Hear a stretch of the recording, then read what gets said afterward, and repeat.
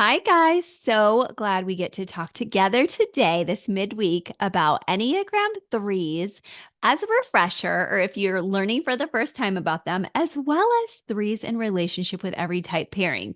You'll have to go all the way back to the Enneagram and Marriage Vault from the first season if you want to hear more about threes at the level with every pairing. But now we're actually 400 episodes later doing a full turn spiral education so that you can get even more. And I think that's fun too, because first season, I think we just didn't have as many survey results yet. And here we're continuing to learn and grow together. So grateful. And also want to start off with welcoming you guys to the hidden chapter of my book, The Enneagram in Marriage. For those who are watching perhaps on YouTube, you can see I have a copy of my book right here. But I also want to let you know that it's available on Audible or Kindle, and any version you have. You can send us a screenshot or you can show us your receipt at enneagramandmarriage@gmail.com and get the hidden chapter, which is all about sexual intimacy and all the hard questions that sometimes it's awkward to ask about.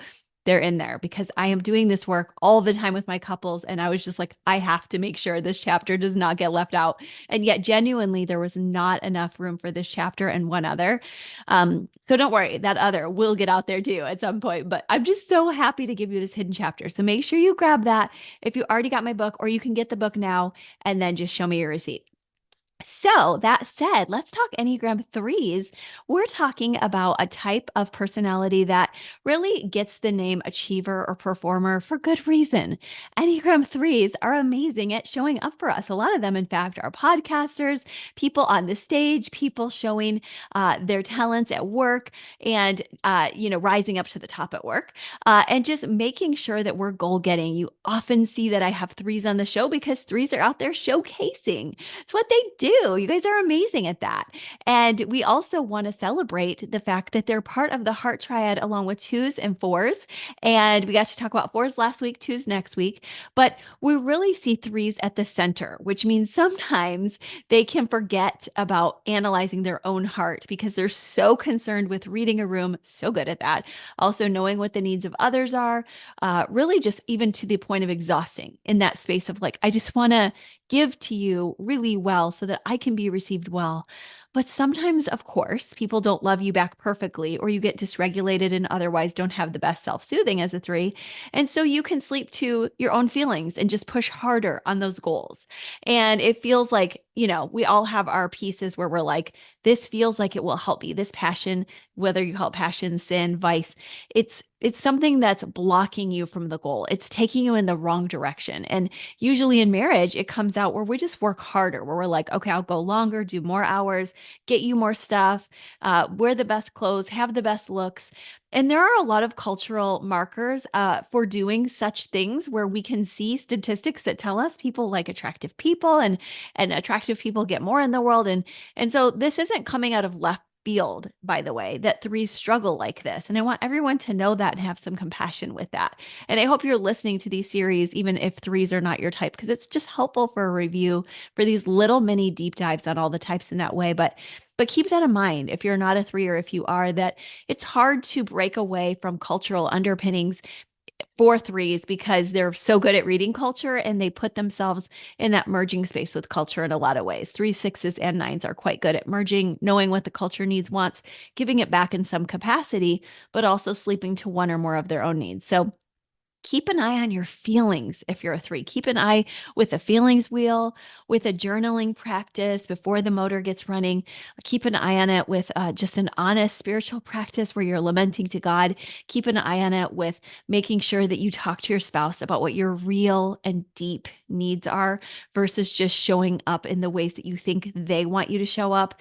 And that can be challenging because sometimes your spouse gets triggered when you show up authentically and you're like, oh, that was painful. I don't want to do that again. But what's so important for threes is they do have arrows to six and nine, and they really need to show up with some of that six bravery. They also need to show up with some of that type four wing they have on one side of them that is their authentic self. And I love when you show up with your two wing threes also where you're helping and you're giving because that just warms up your celebrity a little bit. It helps us to feel like, oh, they're genuine and they care so deeply because I know you do. But it helps us to feel that. But what we're looking for here in marriage is also this authentic and brave space, this 4 and this 6 space. And then when we get to the 9 space, I'll tell you more about that. But for those who aren't familiar with all of these terms of arrows and wings, try to just instead, I'm inviting you to hear these words, these adjectives. So really coming into bravery, like I know that it's hard and it's a risk to share who I really am, but it's a really good calculated risk because at one point your spouse is going to find out who you are anyway. So you might as well slowly but surely, just corner by corner, really challenge yourself to be brave and to show up for yourself too, which means not being as codependent on them for every need, taking your own self-care, slowing down a bit, even if they're not the ones initiating it, or even if they're busy, and just allowing yourself to pause. And that's where the type 9 part of you can come in well, is when you just say, I'm not doing this for accolades or rewards. I just need some time to just be and just to remember that I'm allowed to rest and want peace and to seek peace, but also to not feel in that unhealthy 9 way like you're not important if you do that. And so just make sure you allow some deep breaths, that you allow some restful rhythms. And I know you want to go for the long haul 3, so I'm going to give you a long-term goal strategy, and that is get some sleep. Because 3s out of all of the types struggle the most with sleep, in my view, from seeing people. Now, of course, there's going to be all the types that are like, girl, it's me who struggles with sleep. But it's 3s sometimes, often. And because they're working a lot. So it's hard to shut the brain down, but find your ways. There are really helpful natural supplements for doing this. And also you can talk to your doctor otherwise, but address any sleep apnea, address the issues that you need to, because this is one of the most important aspects of cleaning your brain at night so that you can have healthy goings for the next day. And when you're memorizing and doing all sorts of things with your flashcards and every other way you're dazzling us, your brain actually stores that information and long-term memory when you sleep. So I don't want to get into a side brain hack here, but I think it's worthy for 3s to remember that you're only cheating yourself when you take a lot of sleep shortcuts because you're just not as quick and you love being quick. So come back to sleep rhythms and know that your work will actually thank you for that. And your long-term memory will too. So I think that we really want to make sure that you know that you're beloved, even when you're at rest in that 9 space, and that your spouse will love to see the authentic you if they see self-respect showing up in you too. Not just like I'm amazing when I speak, but I also deserve worth, even when I'm at rest, even when I'm not making money. I'm still lovable, and so are you.